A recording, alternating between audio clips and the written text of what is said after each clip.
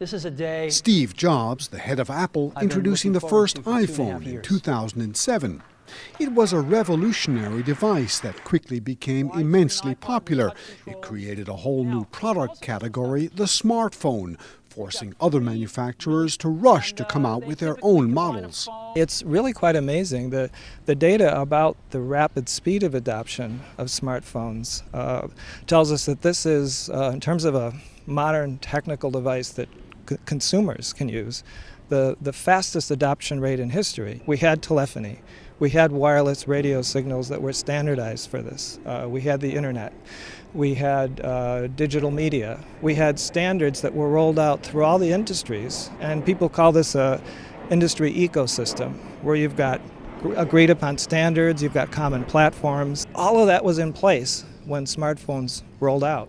So you could say there was a kind of perfect storm. Steve Jobs' genius was not in inventing whole new technologies, but in taking existing technologies and making them work together seamlessly in one portable device. A lot of popularity, I think, comes from the way the smartphone technology combines pre-existing functions.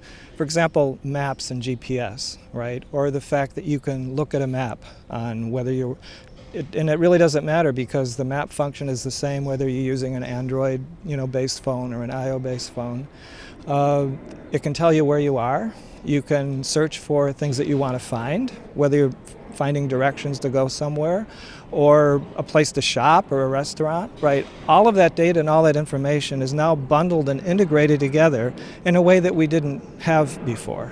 Smartphones use GPS satellite signals to know exactly where users are at all times. This is spurring the rapid development of advertising targeted to your individual buying habits, say offering you a discount if you come into the sneaker shop just in front of you.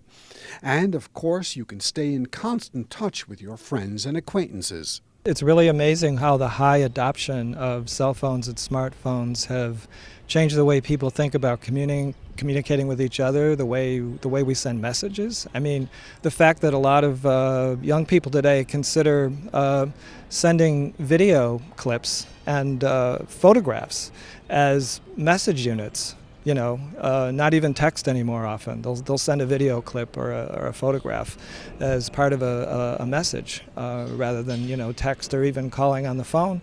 And most people I know hardly ever use their smartphones as phones. Universities now expect almost all their students will have smartphones, and likely their larger cousins, the tablet computer, too. Georgetown and most universities now have ways of communicating that are optimized for viewing and for communicating on these devices. I do all of my courses on the web, and students access that material on their tablets and smartphones, keeping up with assignments, messages from the professors, basically having access to what they do and learning 24/7. So where is all this leading?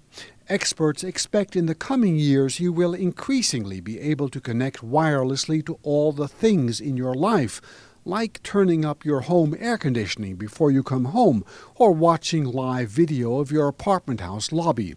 It's going to be more and more ubiquitous, the way we treat electricity, the way we treat a lot of the other technologies that are pretty much part of contemporary life.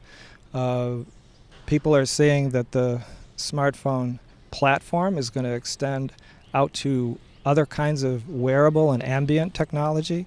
I have Google Glass, for example, which is a device that enables you to, through voice recognition, give commands to take videos and photos and messages and these kinds of things. I think what we're going to see are these devices becoming connected to this larger universe of what people call the Internet of Things. Today, Saudi Arabia and the United Arab Emirates have the highest penetration of smartphones in the world. Over 70% of adults there use one. Since Steve Jobs released the first iPhone just 7 years ago, smartphones have become the fastest adopted new technology in history. In fact, we've become so dependent on our smartphones that it's often hard to imagine how we lived without them. Experts expect smartphone technology to continue developing and connect ever more of the things in our lives. For Up to Date, this is Burton Bolag in Washington.